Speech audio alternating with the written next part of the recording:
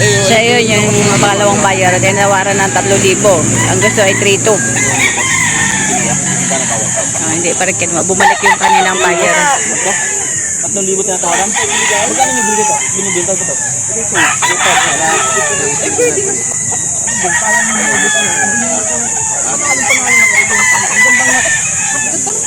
Alam ko kanina kasi 3 lang talaga to. Naging 3,500 naman yun. Hindi, straight mo nga to. 3,200 po. Okay po. Dito.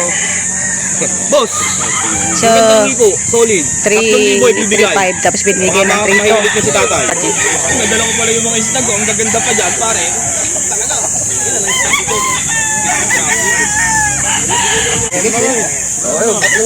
Oh, 3,000. Nagkasundo. Yan. 3,000. Bitaw lang, ang galing. Bisa mo para makita. Baka madurog.